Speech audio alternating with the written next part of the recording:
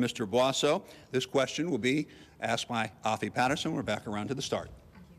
Mr. Boisseau, Louisiana ranked 49th in the country for the percentage of children living in poverty at 28%. What are your plans to address poverty, and specifically, does it include increasing the minimum wage? Good question. I'm going to talk about the minimum wage first. I have no problem with the federal minimum wage. The federal minimum wage was put in place, and one thing that's being used against me in this campaign is an issue that we had to deal with in the legislature where I voted against raising the state minimum wage greater than the federal minimum wage. We knew that the federal minimum wage was going to be increased. The gentleman that I dealt with on the floor of the Senate, they said they wanted to end poverty.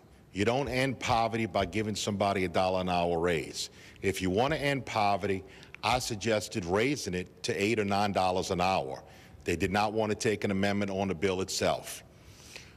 I came back with a bill because if we're going to go ahead and make ourselves uncompetitive with our neighboring states, I do not think we ought to be charging people income tax on minimum wage jobs.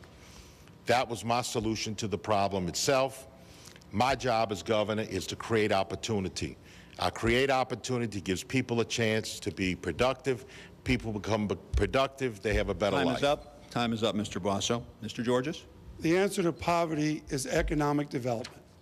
We need to create economic development. That's why I have a plan for the Lieutenant Governor to play a bigger role in the economic development in regions of the state. The argument against raising minimum wage is that it hurts small business owners. Louisiana is a state of small business owners. We don't have a lot of big businesses, and those big businesses that we do have pay far more than minimum wage.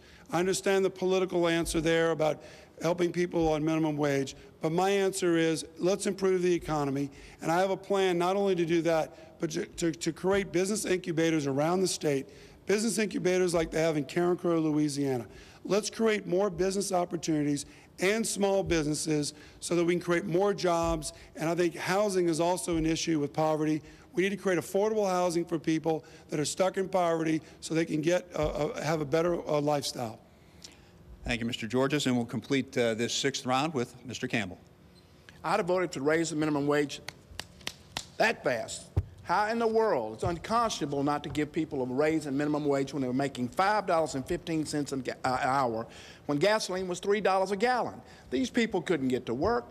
Unbelievable. You can't starve prosperity out of people. If you want our economy to flourish, you have to put money in people's pockets. That's exactly what I'm doing when I get rid of the income tax. $3 billion back to the people, times 4, it's $12 billion a year into our economy. That's the way you help people in Louisiana put money in their pocket. It helps everybody. They spend the money, the people get more money, the business people get more money. You don't make them pay corporate tax. We start our economy moving again from a sleepy southern state to a progressive state that's equal to states like Tennessee.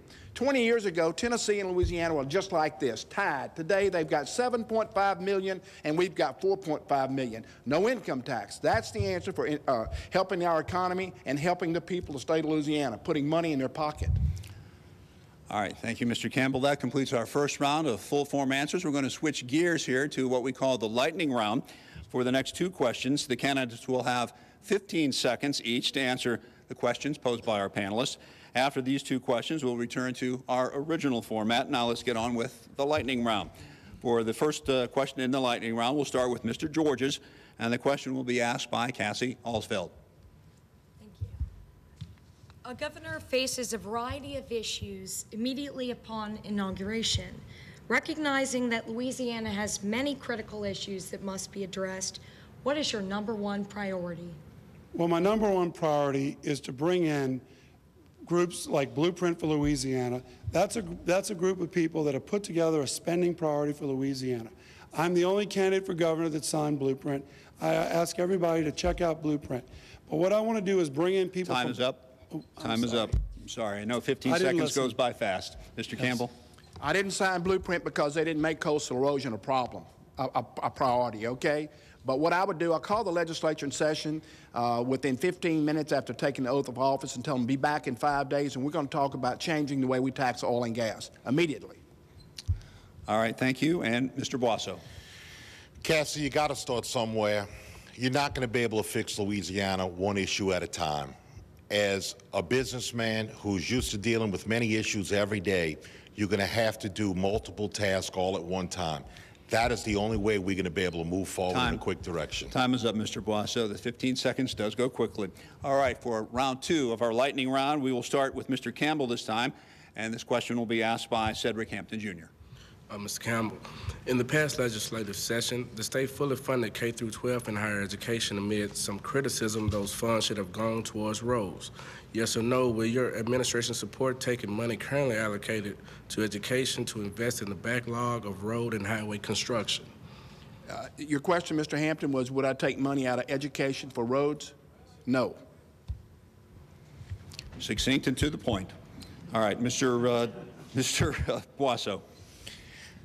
That's why I'm looking to redo government itself. The situation that we have to deal with now is that when you go in and take money away from one program, you got to find a hole somewhere else. You got to take government apart and restructure it and put it back together again.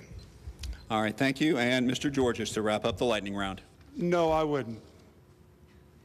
And that wraps up the lightning round. Thank you very much. All right. Now we're going to return to our regular questioning format for the remainder of tonight's program.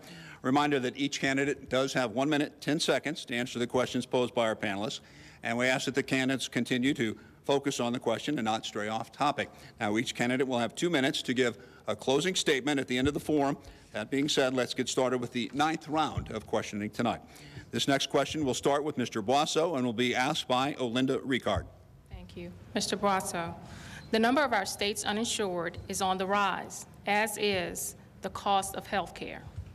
How will you work to ensure that all Louisiana citizens have affordable health care? The program that I have put in place is a hybrid program that is the difference between closing charity hospital system down and keeping the university hospital system in place.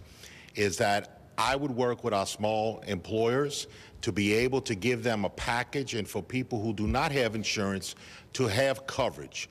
We know that the nurse-family partnerships work very well. We also know that the home medical centers work very well in the rural communities.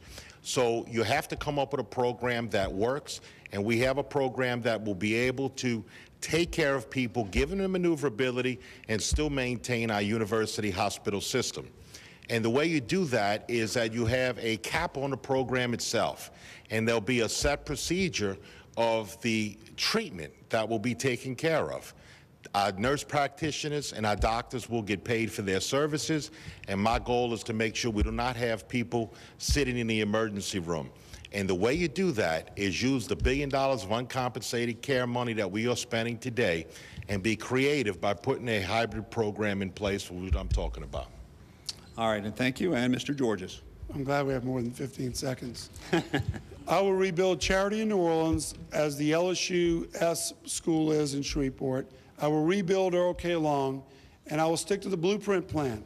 But also, we have to deal with primary care issues in the state of Louisiana.